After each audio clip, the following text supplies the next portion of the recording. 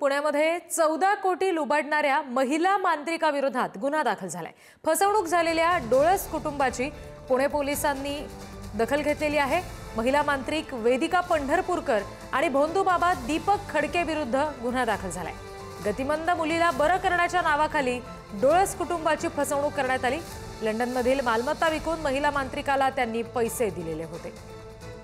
आणखी तपशील घेऊयात प्रतिनिधी ज्ञानेश्वर चौतमल यांच्याकडून। ज्ञानेश्वर, वेदिका पंढरपूरकर या एका महिला मांत्रिकावर पुण्यात फसवणुकीचा गुन्हा दाखल करण्यात आलेला आहे आणि सोबतच साथीदार दीपक खडके यावर देखील गुन्हा दाखल करण्यात आलेला आहे। या दोघांनी उच्च शिक्षित IT इंजिनियर आणि त्यांच्या कुटुंबाची सुमारे 14 कोटी रुपयांची फसवणूक केल्याचा या कुटुंबियांनी सगळी हकीकत जेव्हा पोलिसांना सांगितली तेव्हा वरिष्ठ पातळीवरून ह्या सगळ्या हालचाली झाल्या आणि काल या सगळ्या प्रकरणाच्या अनुषंगाने गुन्हा दाखल करून आरोपींना शोध घेण्यासाठी काही पथकं देखील रवाना करण्यात आलेली आहेत। आजारी मुलींना बरं करण्याच्या नावाखाली महिला मांत्रिकांकडून अशा पद्धतीनं जी फसवणूक आहे ती केली गेली होती आणि 1-2 नव्हे तर 14 कोटी रुपयांची फसवणूक केल्याचा दावा जो आहे तो फिर्यादींकडून करण्यात आलेला होता आणि त्यानंतर पोलिसांमध्ये या सगळ्या प्रकरणाच्या अनुषंगाने गुन्हा दाखल झालाय।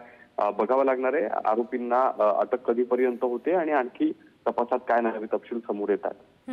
जी, धन्यवाद सगळ्या तपशिलांसाठी ज्ञानेश्वर।